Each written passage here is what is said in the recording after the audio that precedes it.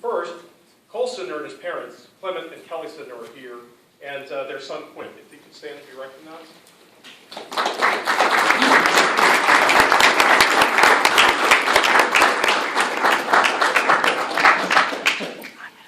Will and Cole's friends, David and Griffin Carmichael, assisted in the rescue. Griffin Carmichael and his mother, Leah Husk, are here tonight, and I'd like them to stand just to recognize. This is me. Just you. All right.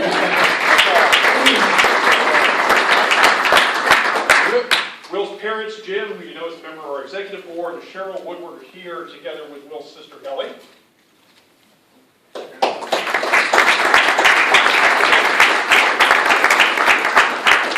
Will's grandparents, Hunter and Susanna Woodward, are here as well, and I'd like them to be recognized.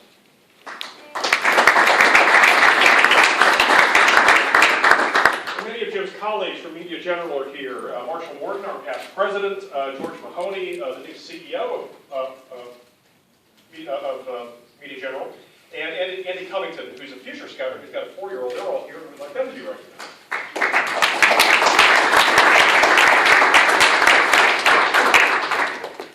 Scoutmaster Dewey Gunn is here, and we may have other members of Boy Scout Troop 500. If they are here, let's recognize them. All right. And if there are any other friends of Will's and Cole's, please stand. We're so glad you're here with us this evening. That's everyone. That's everyone. All right, again, thank you so much for being here this evening. Ladies and gentlemen, for the past hour, our Council's Executive Board has held its regular November meeting focusing on the nuts and bolts that it takes to run a Scout Council. Things like youth recruiting initiatives, camping properties, fundraising, adult leader training, and the like, all of which is important.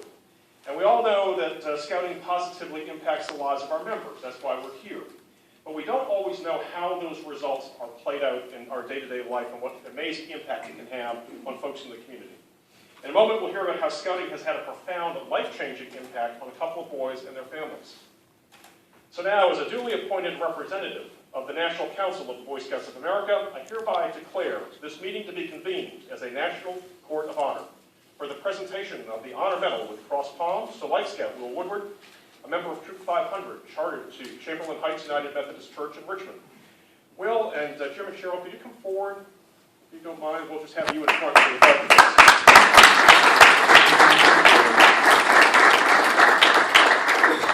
The Boy Scouts of America has created several life-saving and meritorious action awards to recognize adults and youth members of Scouting who saved or attempted to save the life of another.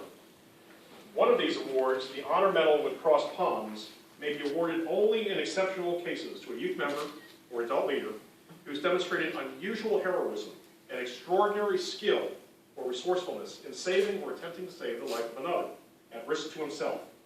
This award is the highest level of recognition that can be presented by the Boy Scouts of America to one of its youth or adult members. It was first awarded in 1938, and has only been awarded 263 times since. That's pretty amazing. In preparing the narrative to describe the events of August 11th, we decided that the best summary was actually the text of a letter that was written by Cole Sydnor's parents, Clement and Kelly, to Mr. Scott Sykes, the executive director of the Shepherd Center Foundation in Atlanta, Georgia. Cole has been receiving treatment and therapy at this renowned center, which is the nation's largest spinal cord injury and brain injury hospital. Mr. Sykes also happens to be a member of the executive board of the Atlanta Area Council of the Boy Scouts of America. Here's the text of the letter, and I hope I can get through it. Dear Mr. Sykes, this letter comes to you in regard to our son, Cole Sydnor, who you may have met as a patient rehabilitating at Shepherd. He's enjoyed getting to know you on a personal basis, and we have appreciated your attention to our 16-year-old boy. As you know, Cole was involved in a serious accident on August 11, 2011, and his life was saved by his friend, Will Woodward, a Boy Scout from Troop 500, Heart of Virginia Council, Richmond, Virginia. And we feel passionate about letting you know the circumstances of that day. Our son Cole, along with Will and several other friends, spent the day swimming along the James River in an area called the Rocks, located close to Shockoe Bottom in Richmond. As the group decided to leave for home that day, Cole dove in the water in an attempt to swim back to the other side. In doing so, he struck his head on a submerged rock and split his head wide open, breaking his spinal cord at cervical items C4, C5, and C6.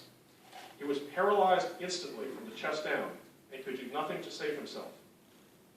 He held his breath as he floated helplessly face down while blood poured from his head. Fortunately, Will saw Cole, the blood and the motionless body, and knew right away that he needed to act quickly. Risking his own life, he sprang into action and swam to save Cole, reaching him within 10 feet of being swept away in the raging rapids.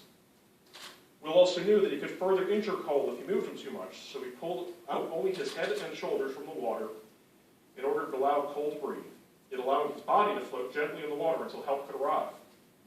Will then pulled off his own swim trunks and applied pressure to Cole's profusely bleeding head wound and began yelling for someone to call 911. He continued until a passerby with a phone was able to reach 911 and paramedics were dispatched. Will then contacted me via his cell phone and remained calm and poised during our conversation. After Cole was safely inside the ambulance, Will drove to MCV Hospital, where he stayed with me long after we received definitive word of Cole's prognosis. He visited Cole day and night, including the early morning of our departure for Shepherd, and would have been there in Atlanta to greet the air ambulance if he could have figured out a way to be there. I've spoken to Will about this horrific day many times, discussing his feelings and perspectives. Will is absolutely certain that his Boy Scout training prepared him to respond quickly, accurately, and with the utmost confidence when rescuing Cole from what would have been almost certain death. I could hear the sincere gratitude in his voice when he credited his Boy Scout training.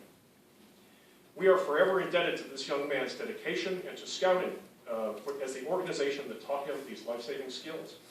It truly made a difference in being able to save the life of his best friend. With our sincere regards, Kelly and Clement Sydnor, and especially Cole. Wow, what a story.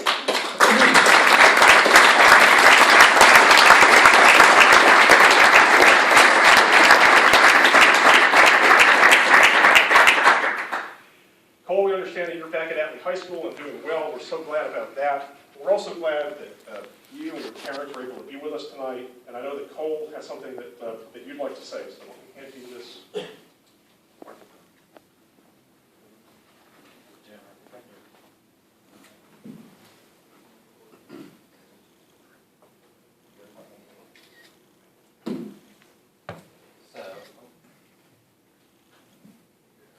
So, Will and I have a very long history together.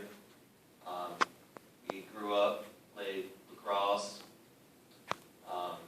were in class together, swim team together, eating together. We even rode a too-small moped up to work out together, hoping our friends wouldn't be on the road to see us. But one thing that Will and I did not do together was I did Indian Guides and Will did Boy Scouts. And because of that little rivalry, I sometimes picked on Will for having to go do his badges or something like that, earning his things, and teasing him a little bit. But out of all my friends that day, none of them would have been able to do.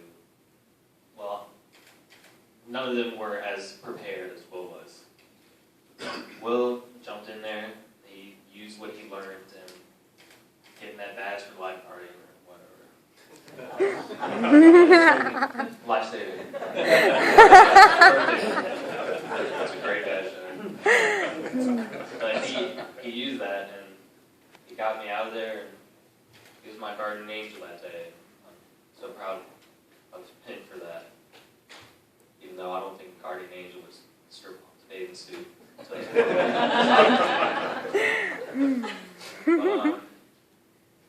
There's been bumps in our relationship. Friendship. Bumps in our friendship along the road, but we're still great friends to this day. We always get over it, and I'm glad he was there so we could have an even longer friendship. Keep it. Thank you.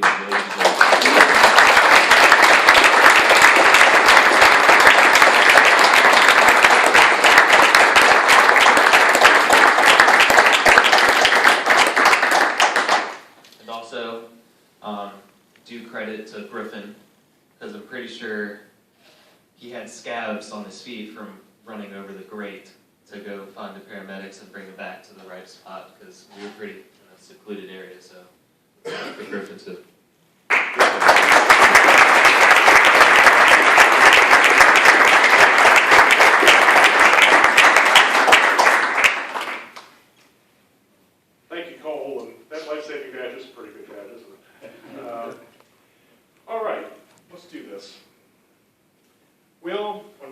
Boy Scouts of America, the Heart of Virginia Council, Chamberlain Heights United Methodist Church, and Boy Scout Troop 500. It gives us all very great pleasure to award you the Honor Medal with crossed palms. Our Scout Executive Brad Neschheim and Council Commissioner John McCullough will now make the presentation. I'm going to give this to Cheryl and let her pin. It's a gorgeous medal. You'll get to see it afterward. Cheryl, this goes over where his name tag is. That's the square knot that goes on his uniform. You got to keep wearing your uniform.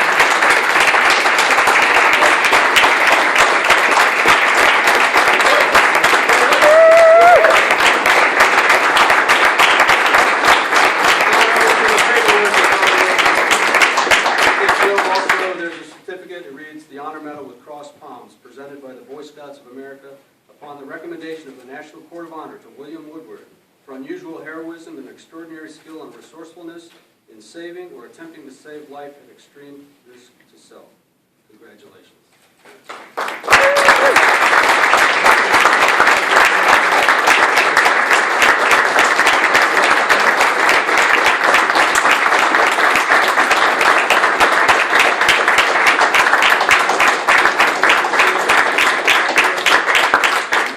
Could you come get